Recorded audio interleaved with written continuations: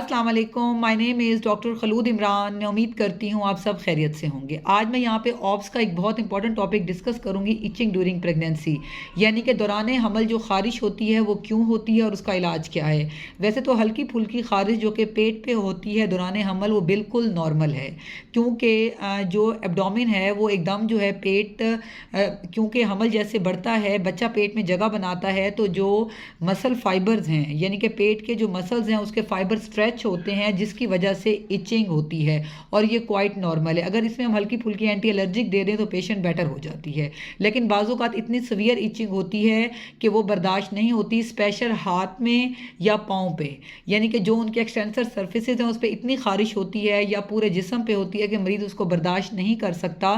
तो इसे हम कहते हैं ऑब्स्ट्रक्टिव कोलिस्टेसिस।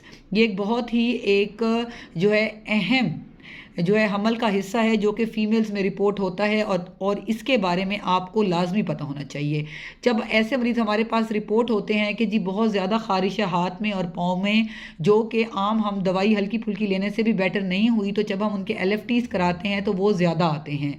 स्पेशली जो है बाइल एसिड्स जब कराते हैं तो वो बहुत ज़्यादा आते हैं नॉर्मल रेंज से। ये मैं आपको बताती चलूँ कि जब भी दौरान हमल प्रेगनेंसी हार्मोन्स बहुत ज़्यादा हो जाते हैं तो उनकी वजह से जो बाइल एसिड जो कि गॉल ब्लैडर से मतलब रिलीज़ होते हैं वो रिलीज़ नहीं हो सकते, मतलब एक नॉर्मल अमाउंट में अगर वहाँ से वो मतलब सिक्रीट हो भी जाएं तो वो बॉडी से नहीं निकल पाते उन हार्मोन्स की वजह से।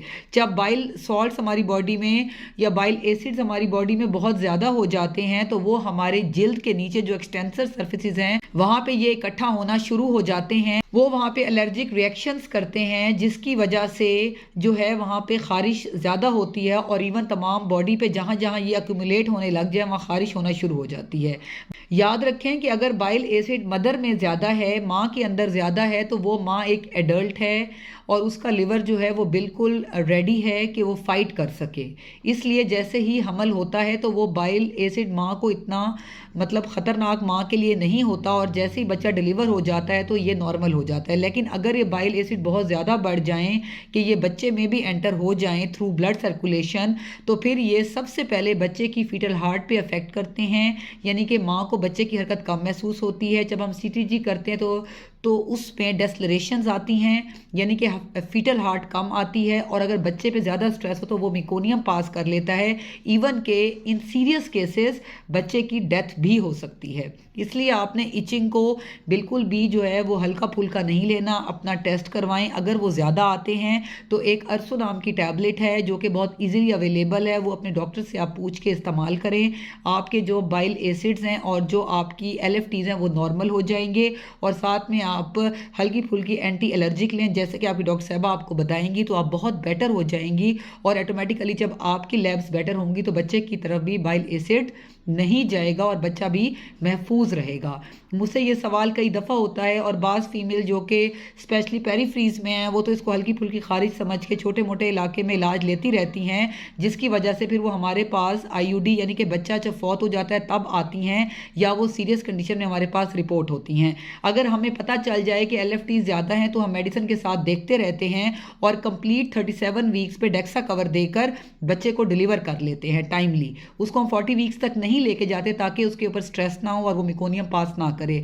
जैसे कि मैंने अभी बताया कि डिलीवर होने के बाद क्योंकि प्लेसेंटा रिमूव हो जाता है, हार्मोन्स नॉर्मल होने लग जाते हैं, तो ऑटोमेटिकली बाइल एसिड्स और एलएफटीज भी नॉर्मल होने लग जाते हैं। फिर हमसे ये सवाल होता है कि अगर इस हमल में हमारे साथ ऑब्स्ट्रक्टिव कोलिस्टेसिस हो गई है तो क्या अगले में भी हो सकती है? तो वो लाजमी नहीं है कि अगर एक औरत को एक हमल में हुई है तो वो दूसरे में भी हो जाए। अगर जो है वो आपके एलएफटीज़ और आपके अगर बाइल एसिड नॉर्मल है और फिर भी जिस्म पे आपके खारिश है, तो खारिश की और भी बहुत सारी वजूहात हैं, जैसे कि स्केबीज़ हैं, एलर्जिक रिएक्शंस हैं, फूड एलर्जीज़ हैं। तो जब वो अपने डॉक्टर के पास जाएंगी तो वो आपको लैब्स करवा के और वो आपको एवेलुएट कर लेंगी। अगर आप गायनी के हिसाब से क्लियर होंगी तो आप डर्मेटोलॉजिस्ट के पास आपको रेफ़र कर देंगे, वो आपको मज़ीद लेके आगे चलेंगे। इन एनी केस आपने जो है वो हमल को कभी भी आपने इसको नॉन सीरियस नहीं लेना।